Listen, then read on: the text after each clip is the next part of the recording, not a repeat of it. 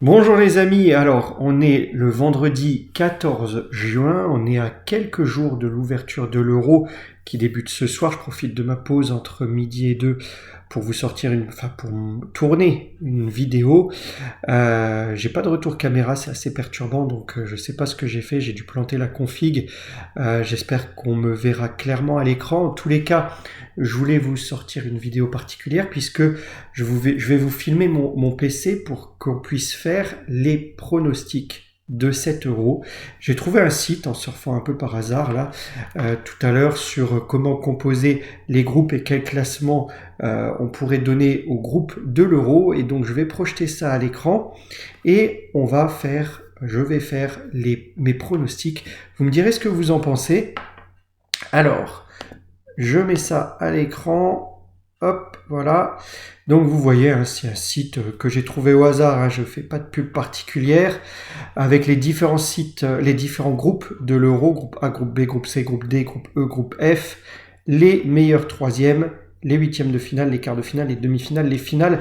Pour l'instant, je n'ai pas fait de classement, hein. Tous les classements qui sont proposés ici sont générés aléatoirement quand j'ai ouvert ce site. On va faire le classement ensemble, je vais vous dire quels sont mes favoris, et on va voir comment ça va amener la suite de la compétition au travers de ce classement. Alors on va s'attacher d'abord au groupe A. Je ne sais pas d'ailleurs quand sortira cette vidéo, hein, le temps de faire le montage. Bon, c'est du direct, enfin c'est pas du direct mais c'est de l'instantané, donc il n'y aura pas forcément vraiment beaucoup de montage, mais le temps d'uploader tout ça et puis de prévoir la sortie, peut-être ça sortira dans le week-end. Dans tous les cas, vous verrez la vidéo dès que je pourrai. Alors le groupe A, on va parler d'abord de la quatrième place et puis on va remonter vers les premiers. Alors en quatrième, je mettrai l'Écosse, hein, l'Écosse que je mettrai en quatrième ici. Les Écossais, on le sait, quand ils vont dans ce genre de tournoi, ils ont beaucoup de mal à passer le premier tour. Je crois qu'ils n'ont jamais passé le premier tour d'un euro. Ils ont quelques joueurs de qualité, mais je pense que ce sera pas suffisant pour espérer autre chose qu'une quatrième place. Je vous ai fait une présentation du groupe A. Je vous ai fait une présentation de l'ensemble des groupes. Je ne sais même plus quel classement je vous avais témoigné à ce moment-là, mais à quelques heures de l'événement, je pense que l'Écosse finira quatrième du groupe. Ensuite, ça peut se jouer entre la Hongrie et la Suisse. Je rappelle que les meilleurs troisièmes passeront également au tour suivant. Qui je classerai en troisième entre la Hongrie et la Suisse? Alors, c'est pas une surprise, mais je veux laisser sa chance aux Hongrois. Ils sont sur une pente ascendante, ils progressent ces dernières années. Peut-être qu'ils arriveront à sortir de ce groupe, en tous les cas à se classer dans les deux premiers, et du coup je vais mettre la Suisse en 3, qui peut paraître une surprise, hein. La majorité peut penser que la Suisse terminera devant la Hongrie. Je vais mettre la Suisse en 3, on verra bien ce que dira la réalité. Et donc on classera la Hongrie en seconde position, la Suisse en 3 parce que Shaqiri est vieillissant, la Suisse se repose beaucoup sur Shaqiri pour l'animation offensive, il tient plus forcément 90 minutes.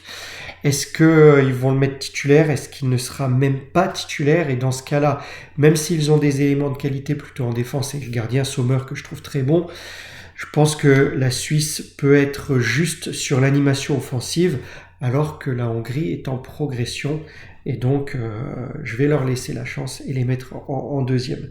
L'Allemagne en premier, c'est chez eux, ils ne devraient pas décevoir leur public. J'avais dit qu'avec Nagelsmann, c'était bien mieux qu'avec Flick dans la présentation du groupe A. Je trouve les changements opérés par Nagelsmann et l'évolution tactique du jeu allemand assez intéressant. Et même si le dernier match, je crois que c'était contre la Grèce, a posé quelques questions, je trouve que dans l'ensemble, ils ont fait des matchs de préparation assez satisfaisants. Alors, Ils seront pas champions pour moi, c'est clair. Ils vont pas gagner cet Euro, mais je pense qu'ils sont mieux qu'il y a plusieurs mois où je les aurais vraiment mis. Enfin, je sais même pas s'ils auraient pu passer ce premier tour. J'emploie peut-être des mots forts, mais là, avec ce renouveau que j'avais détaillé lors de la présentation du groupe A de l'Euro, et ben je les mets en 1. D'ailleurs, les amis, si vous n'avez pas vu la présentation de l'ensemble des groupes de l'Euro que j'ai traités, je les ai tous faits un après l'autre. Vous pouvez retrouver ça sur ma chaîne. Je les ai traités un par semaine depuis plusieurs semaines, donc n'hésitez pas à aller checker ça également après cette vidéo. Passons donc au groupe B. Alors le groupe B, le groupe de la mort, c'est clair qu'il y a des vainqueurs potentiels de ce championnat d'Europe dans ce groupe. L'Albanie aura beaucoup de mal à sortir leur épingle du jeu. Clairement, je vais les mettre en 4, les pauvres Albanais, je ne vais pas leur laisser grande chance. Déjà, accrocher un point sera déjà très bien, mais ouais, je vais les mettre en 4. Et maintenant, pour les 3 autres places, ça peut être assez serré. Et là aussi, contrairement à peut-être ce que la majorité peut penser, mais n'hésitez pas à vous exprimer dans les commentaires, à me dire quel serait vous votre classement, eh bien je mettrai l'Italie en 3. L'Italie en 3 qui pour moi a une équipe... allez, si c'était pas dans ce groupe-là, elle pourrait forcément sortir du premier tour, c'est les champions d'Europe en titre. Mais dans ce groupe de la mort, je pense que la Croatie avec son milieu de rêve, et je pense que l'Espagne avec leur espèce de renouveau, il y a une nouvelle génération qui prend un peu le pouvoir en Espagne, et ils jouent beaucoup mieux qu'il y a quelques années, eh ben je pense que l'Italie finira 3e, mais je pense qu'ils vont faire carton plein contre l'Albanie, et donc ils devraient figurer parmi les meilleurs 3e. Je pense que 3 points devraient suffire au 3e pour passer ce premier tour. Donc je mets l'Italie en 1, et en premier, eh ben moi je dois dire que la Croatie m'a beaucoup impressionné lors des matchs de préparation. Je les ai vus jouer putain, j'ai un trou de mémoire, je sais même plus contre qui. Si c'était contre le Portugal, je les ai vus, j'ai vu leur match de préparation et je les ai vus gagner au Portugal parmi d'autres matchs que j'ai pu voir auparavant. Et franchement, je trouve qu'ils ont une grosse équipe qui semble peut-être être en fin de génération pour beaucoup de joueurs, mais c'est le dernier moment pour eux de briller au travers de cette génération. Ils forment vraiment un bloc équipe très intéressant, ils sont très solidaires entre eux, et comme je le disais, leur milieu, Modric, Brozovic et Kovacic, eh ben, c'est littéralement un milieu magique. Et donc, dans l'entrejeu, je pense qu'ils vont faire beaucoup de mal aux Espagnols, aux Italiens et aux Albanais, et donc ils finiront en tête du groupe. Allez, on passe au groupe C. Le groupe C, en dernière position, là aussi, hein, ça peut se jouer. Alors j'ai un favori forcément dans ce groupe, et comme beaucoup de monde, c'est l'Angleterre. L'Angleterre fait même partie pour moi des favoris du tournoi, hein. Ils peuvent remporter la victoire finale dans cet Euro. Les 3 autres, ça peut se jouer. Je mettrai la Serbie en 4e position, la Slovénie en 3e position, qui a aussi un bloc équipe intéressant, le Danemark en 2, et puis l'Angleterre en 1. L'Angleterre sur toutes les lignes, même si le sélectionneur Southgate a fait quelques surprises avec sa liste, il n'a pas sélectionné certains joueurs, d'autres un peu juste physiquement comme Maguire, il y a eu quelques surprises. Je pense qu'ils sont très bons et qu'ils ont de très bons joueurs sur toutes les lignes qui pourraient être titulaires dans quasi toutes les sélections de cet Euro. Donc voilà, je mettrai l'Angleterre en 1, le Danemark en 2, la Slovénie en 3, la Serbie en 1. Le groupe D, le groupe de la France. Attention, dans ce groupe, allez, je ne vais pas aller au bout de la surprise à laquelle je pense, parce que je sens que l'Autriche peut faire figure d'épouvantail dans cet Euro. Ils ont fait des matchs de préparation très bons. Ils ont mis une douille à beaucoup d'équipes qui figurent dans cet Euro. Je crois même qu'ils ont gagné 6-0 ou 6-1 contre la Turquie à un moment donné. Bref, ils ont enchaîné, je crois, 6 matchs de préparation, 6 derniers matchs avec des victoires. Pour moi, ça peut être un épouvantail. Ils vont passer. Je les mettrai troisième dans ce groupe pour pas dire deuxième. J'ai un doute quand même. On va laisser la Pologne en 4. La Pologne qui va avoir du mal. Beaucoup de son jeu repose sur Lewandowski. Lewandowski qui est blessé en début d'Euro. Il va louper certainement le premier match. Peut-être il sera rétabli pour les suivants, mais ce sera insuffisant. La Pologne finira à mon sens quatrième. L'Autriche donc en 3, et je pense qu'ils vont battre les Polonais. Ils vont marquer au moins 3 points. Ça va se jouer sévère avec les Pays-Bas. Le match Pays-Bas-Autriche, mes amis, il est à ne pas louper parce que celui-là va valoir de l'or pour le classement de ce groupe. Si l'Autriche bat les Pays-Bas, ils seront certainement deuxième, puisque je mettrai donc les Pays-Bas en 2 et la France première qui est aussi, objectivement les amis, un des favoris de l'Euro, là aussi des joueurs qui pourraient être titulaires dans n'importe quelle sélection, même si la France a des blessés et en ce moment on entend parler même d'une petite épidémie au sein du groupe et de certains joueurs malades, ça reste des joueurs de talent sur toutes les lignes. Avec le retour de Kanté en plus que j'aime beaucoup, ça permet un très bon équilibre dans l'équipe. Donc la France première, les Pays-Bas deuxième, l'Autriche troisième et puis la Pologne qui ferme la marche de ce groupe quatrième. Alors, ensuite, le groupe E. Le groupe E, un des petits poussés pour moi de la compétition, c'est la Roumanie. Franchement, je l'avais dit je crois dans la présentation du groupe E, je les voyais pas du tout se qualifier pour cet Euro. Ils sont bien là, ils sont présents, mais ils vont pas faire long feu dans cette compétition. Ils vont sortir au premier tour, ils finiront quatrième du groupe pour moi, derrière les Slovaques que je mettrai donc troisième. Et puis ensuite, Belgique-Ukraine. Alors, il reste des joueurs de talent en Belgique. Lukaku en attaque. Le milieu de terrain, punaise, j'ai des trous de mémoire. Le milieu il me sort plus et je l'ai sur le bout de la langue, le milieu très connu en plus de Manchester City, qui est un de mes joueurs préférés en Europe d'ailleurs. C'est vraiment un grand talent. Ouais, ils ont des joueurs de qualité, mais ils sont dans une phase de reconstruction, les Belges. Ils sont arrivés en bout de course lors du dernier mondial. La génération, leur génération dorée qui aurait pu briller et qui avait brillé lors de la Coupe du Monde 2018. C'était leur apogée. Et arrivé finalement en fin de course en 2022. Là, ils sont en train de se renouveler. Ils ont une équipe quand même assez solide, une équipe suffisamment solide, je pense, pour prendre la tête du groupe devant l'Ukraine.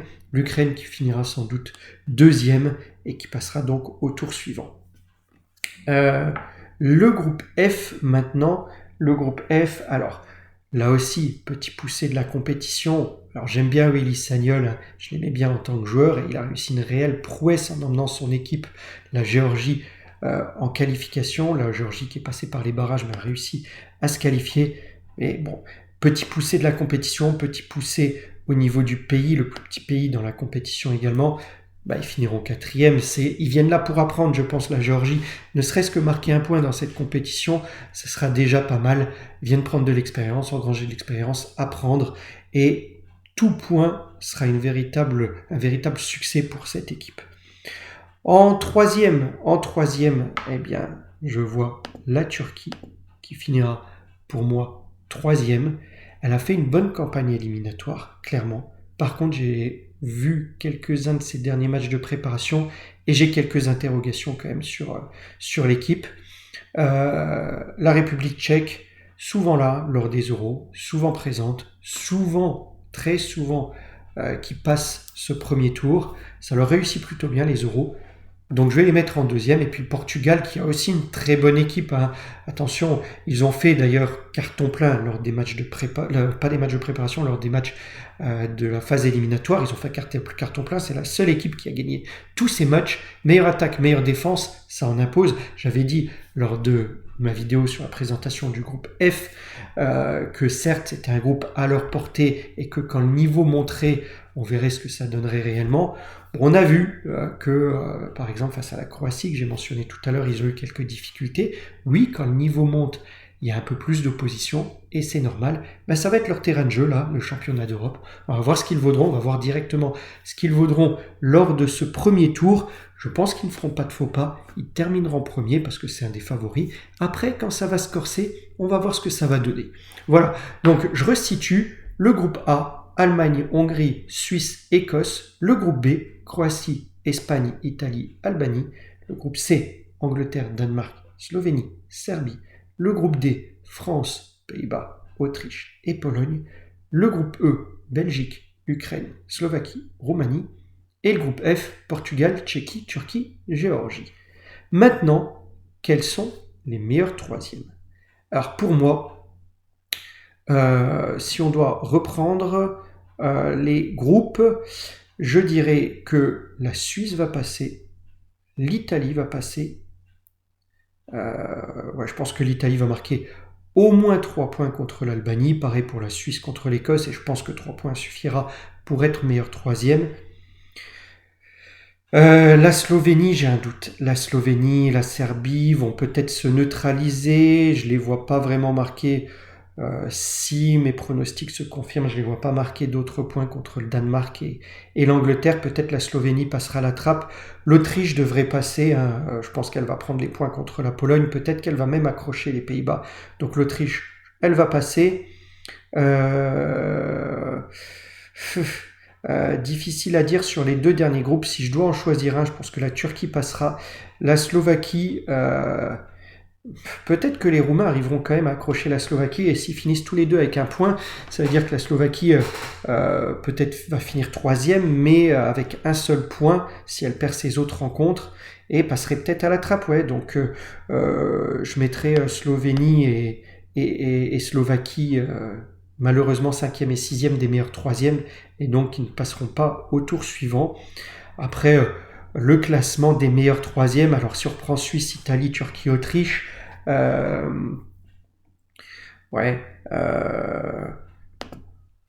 l'Italie, je vais peut-être vous paraître osé, mais l'Italie va pas prendre 2 points contre la Croatie et l'Espagne pour moi. Donc l'Italie va finir avec 3 points dans ce groupe. La Suisse, peut-être elle va renverser l'Écosse, peut-être elle va partager les points avec la Hongrie ou même l'Allemagne peut-être, hein. Donc peut-être 4 points pour la Suisse qui serait devant l'Italie. L'Autriche, 3 ou 4 points aussi. La Turquie, je les vois avec 3 points, donc la Turquie serait 4e, l'Italie 3e. Ensuite Suisse-Autriche, ça peut jouer. Suisse-Autriche. Allez, on va laisser comme ça. 1 la Suisse, 2 l'Autriche, 3 l'Italie, 4 la Turquie, qui passe donc au tour suivant. La Slovaquie et la Slovénie, bien qu'ils finissent 3e, restent à ce stade-là et sont éliminés dès la phase de groupe. On passe donc au 8e de finale. Nous avons ces oppositions, je les découvre avec vous, hein. Je ne m'étais même pas fait de projection et de simulation auparavant, donc je ne sais même pas ce que ça aurait pu donner. Donc je les découvre avec vous. On a Croatie-Autriche, on a Allemagne-Danemark, Portugal-Italie, sacré choc Portugal-Italie, hein. Même Croatie-Autriche, ça va être beau à avoir joué. Pays-Bas-Ukraine, Belgique-Suisse, France-République tchèque, Angleterre-Turquie, Hongrie-Espagne. Ouais, pour moi, peut-être la plus belle affiche sera Portugal-Italie si on reste sur ce classement. Alors, qui on va voir passer en quart de finale? Alors, premier match, Croatie-Autriche, je l'ai dit, et je vais rester fidèle à mon avis. La Croatie a vraiment une équipe solide et je pense qu'elle va passer le piège autrichien, même si l'Autriche, je l'ai mentionné, peut faire office d'épouvantail, peut être une révélation, une surprise même. Et ça serait une grosse surprise si on en arrive là à cette affiche et qu'elle passe encore ce tour-là et qu'elle batte la Croatie. Mais pour moi, la Croatie va passer ce 8e de finale. Ensuite, nous avons Allemagne-Danemark. Ça va être dur pour les Allemands. Ça va être dur. Mais bon, si ils veulent profiter du 13e homme, de leur public, on sait que le public allemand peut être bon derrière leurs joueurs, peut les pousser à réaliser, en tout cas à augmenter leur niveau de jeu.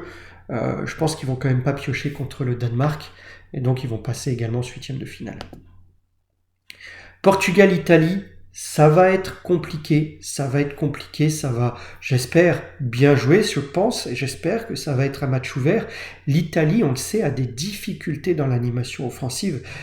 Sans Chiesa, très très dur de trouver un vrai buteur en Italie. Et heureusement en ce moment qu'il y a Chiesa, parce que sans Chiesa, ça serait très compliqué au niveau de l'animation offensive, même si j'aime bien Nicolo Barella, je le trouve splendide comme joueur, mais ça reste un milieu, c'est pas un vrai buteur. Bon, ils ont Chiesa, mais en espérant qu'il soit en forme pour cette compétition. Pour autant, je pense que le Portugal est plus complet, plus homogène, et donc je pense que le Portugal va passer l'obstacle italien. Ensuite, nous avons Pays-Bas-Ukraine. Pays-Bas-Ukraine, ça va être serré aussi, hein. De toute façon, voilà, on n'arrive pas à ce niveau-là sans le mériter. Mais je pense que l'Ukraine, qui est passée par les barrages, je pense qu'elle aura atteint le stade de la compétition maximum pour eux et que les Pays-Bas va remporter cette rencontre.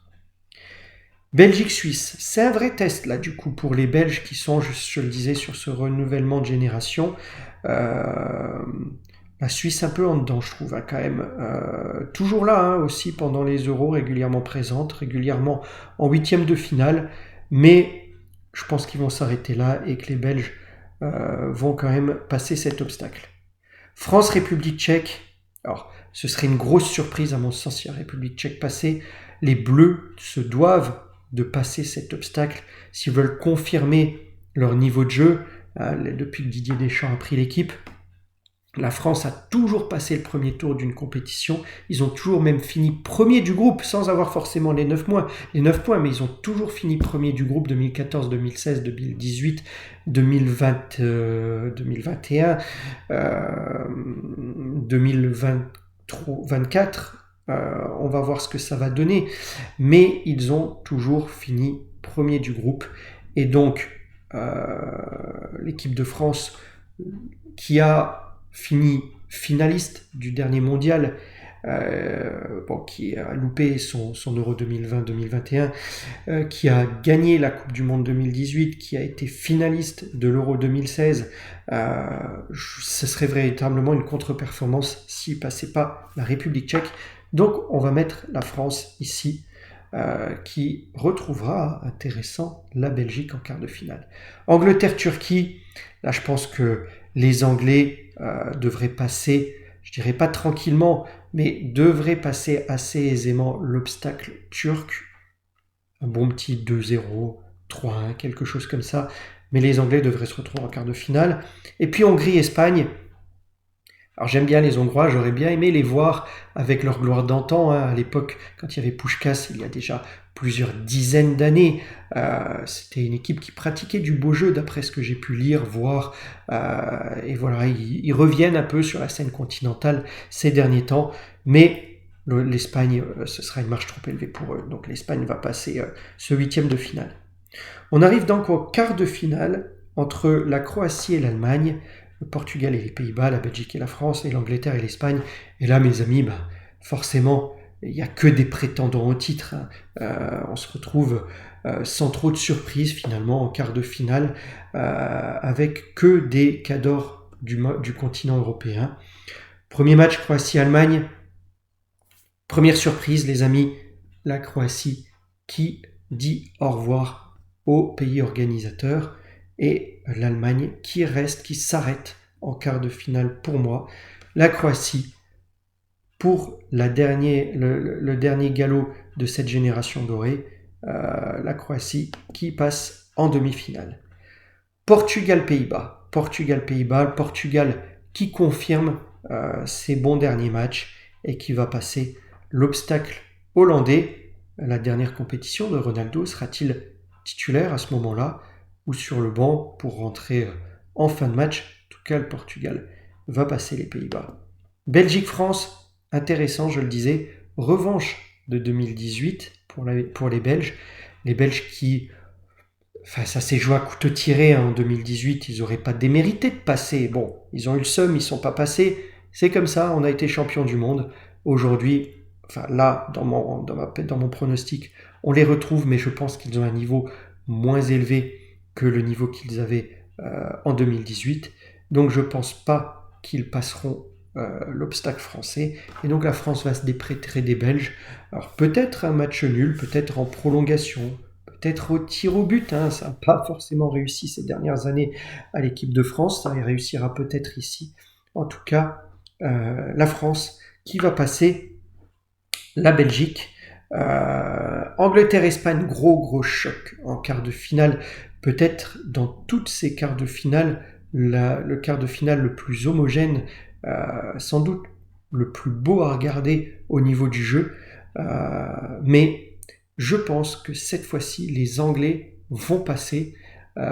C'est le moment, hein, ils ont vraiment une très bonne équipe, je le disais, l'Angleterre équilibrée sur tous les niveaux du jeu.